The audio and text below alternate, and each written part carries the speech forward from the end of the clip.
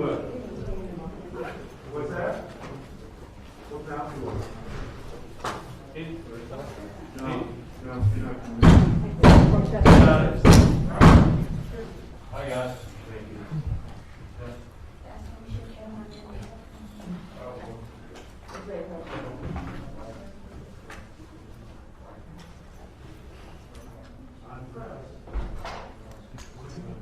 He does, yes.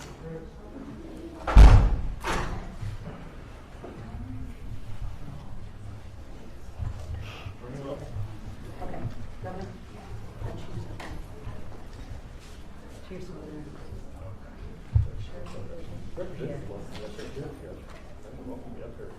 You're welcome. Your representatives want to be, if you want to be up, you're welcome to be up. It's up to you.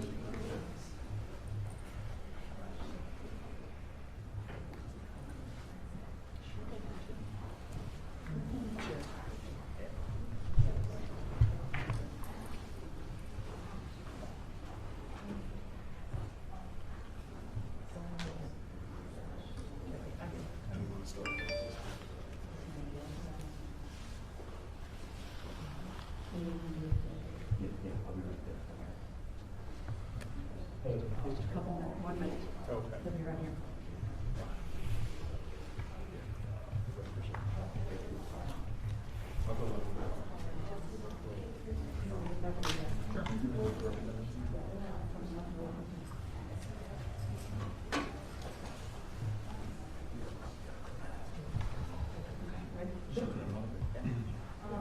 Sheriff will take it back in, anything? In a minute. Okay, all right, let's go. You ready? All right. Representative, you're welcome to be up here if you want.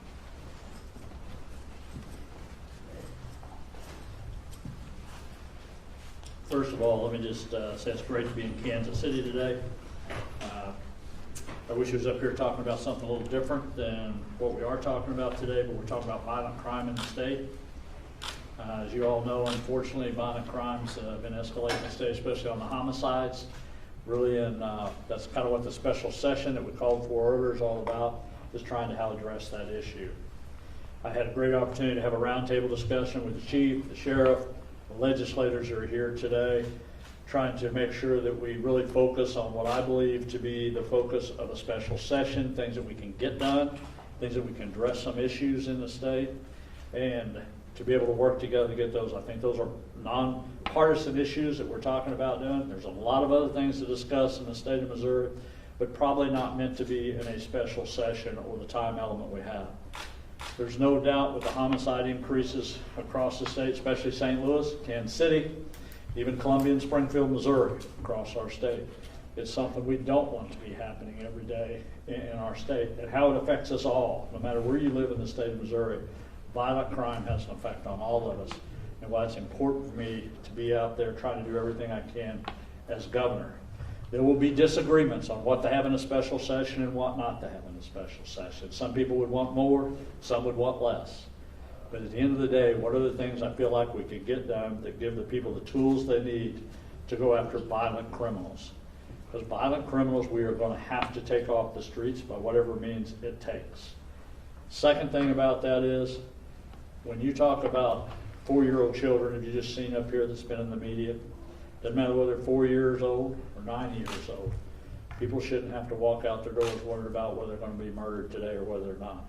We have to address that issue, and we have to go to get the real problems. But first of all, you got to go to where the violent criminals are, and we got to figure out ways to work together. Me and the legislatures working on ways together and law enforcement to figure out what I can do as governor to give the tools we need to fight this. That's why I thought special session was so important. I realize there's campaigns going on. We're in the middle of a campaign year, but this cannot wait any longer. We have to do everything we can as soon as we can to be able to address the violent crime in this state. Let me go over real briefly with some of the things that we'll be talking about in special session. Again, let me address one thing that will be there is the residency requirement in St. Louis. And one of the reasons since I've been governor, that's been an issue for the last 2 years since I've been there. They have run consistently about 150 to 200 officers down in their police department. Years ago when I was sheriff, I always made it a point to try to hire people within my county as officers. We'd go because that's where the taxpayer base is and that's who's paying the salaries. But the reality of it is sometime into that you couldn't get enough people to work in that and you had to broaden the pool to go get officers. That has consistently been there ever since I've been governor, and I think it's important to allow them to broaden that scope so we can get law enforcement officers to help with a violent crime situation. The other one is juvenile certification. This proposal requires the courts to determine if a juvenile should be certified for trial as an adult for the offenses of unlawful use of a weapon and armed criminal action. Again, very serious crimes that we're talking about. Two of them that I think is critical to special session is the witness protection plan. I think those are critical to move forward, and for whatever reason we didn't. It was an unusual session to say the least, but these are things that I think we should be done. One of them is the proposal would allow certain statements to be admissible in court that would otherwise not be allowed under current statutes. Basically, if that witness can't appear, maybe they can use things through technology, through resources to be able to do that, and to protect those witnesses. We all know if you live in a high crime neighborhood, and I know this from being a past law enforcement officer, there is risk anytime you come forward to testify. We've got to make sure we can protect these people the best we can. I think the second thing becomes is how do we fund it? And I think that's a job that my administration has figured out a way to try to fund this program. Again, it'll be up to the legislatures next year to put this in the budget. We had it in the budget this year, but some of the things we had to take out. But we will make sure that that is in there.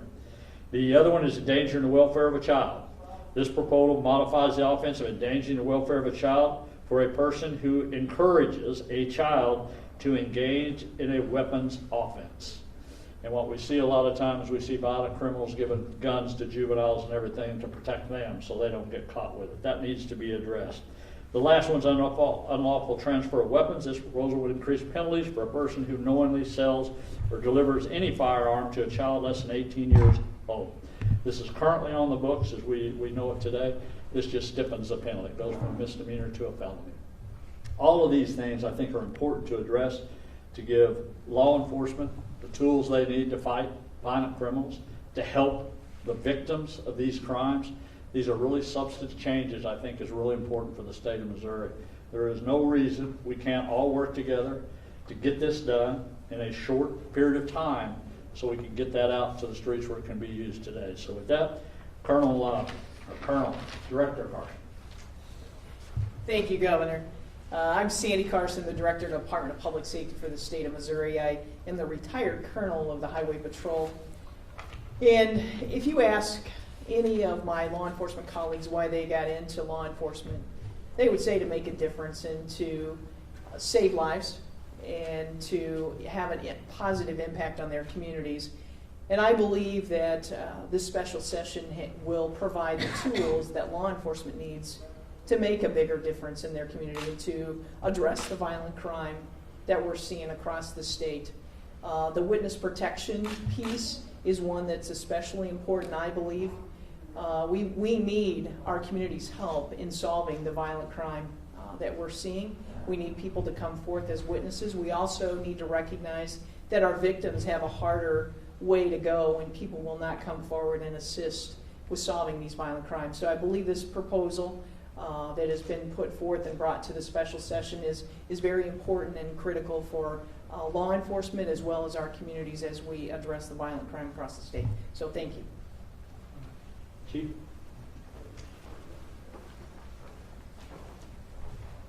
I just want to say thank you to our governor and elected officials for tackling this very difficult subject. I think it's, as we had another homicide while we waited to have this meeting today, we know we have to take some action, and there's a sense of urgency right now, and I hope that we as a state in Missouri can capitalize on that and bring safety to all our communities, Kansas City included. All right, we'll take a few questions now. Okay.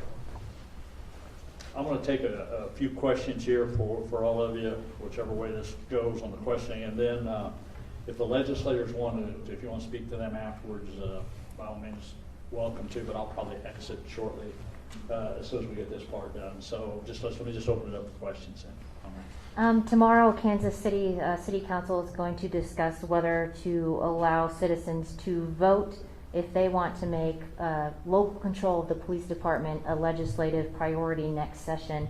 What are your thoughts on that and its impact? Yeah, I think it's a legislative issue. I think once the people in Kansas City decide that, you need to see where the legislatures will have their part to do when that comes up. I think that's been through the process before when you look at the St. Louis region, and it's been done, so I don't think there's any reason why that discussion wouldn't come over. I don't have a vote will come out here, but the legislators will have to take that up.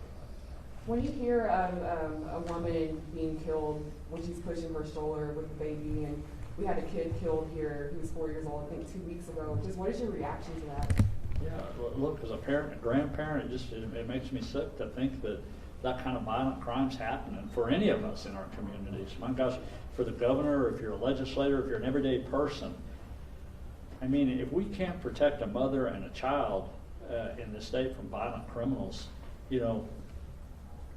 it's frustrating to see that happen. It's why I want to do what I can do as governor to try to give the tools to do that. Because when a person can't walk down the street safely, and they have to worry every time they walk out the door that somebody's going to shoot and kill them, there's lots of problems mixed in with that we have to address. One of the things I know Representative Brown, I think Rob today, was on the mental health issue.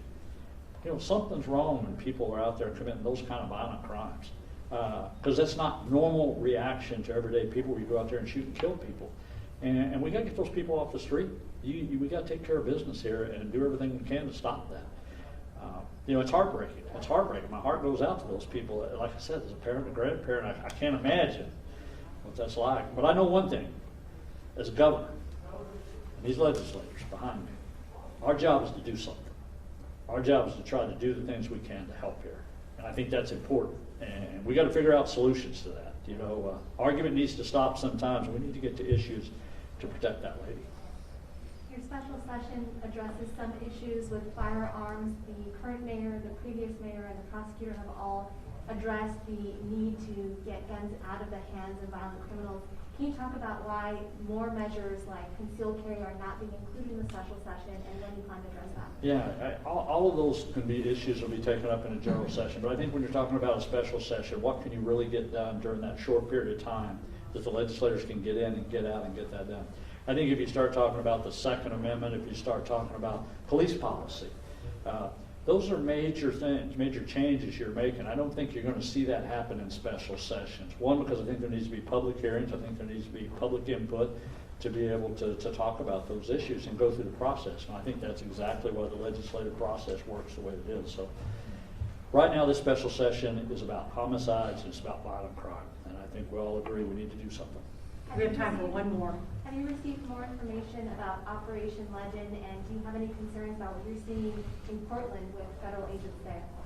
Yeah, I know about the Legends operations when it come here, when the officers were coming here.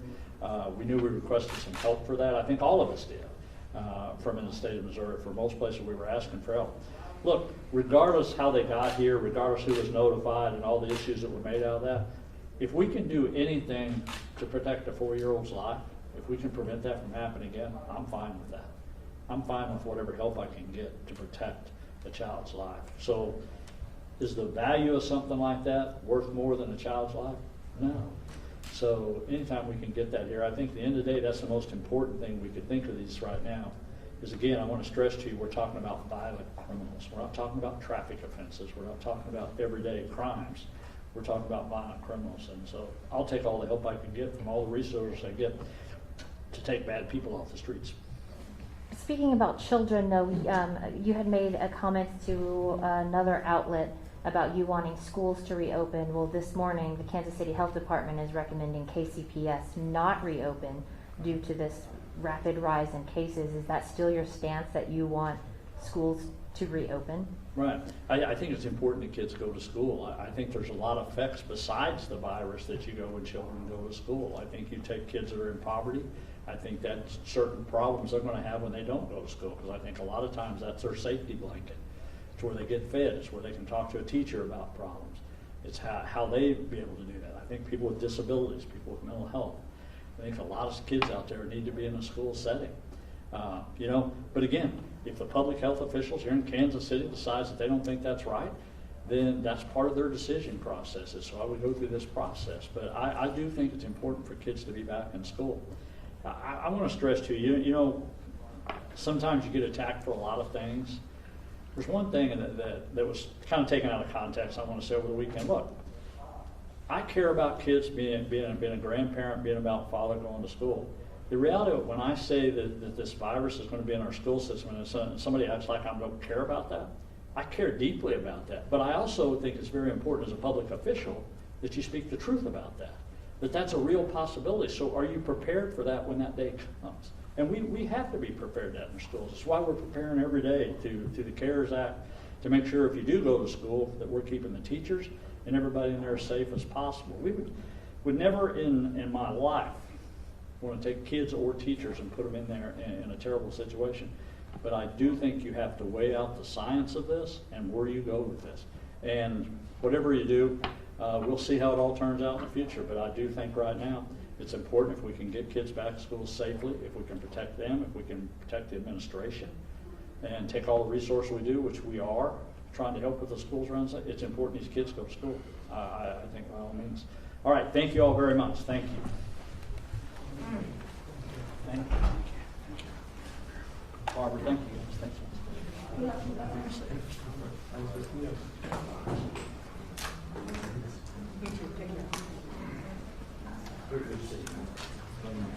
Next couple, please. you, Representative. See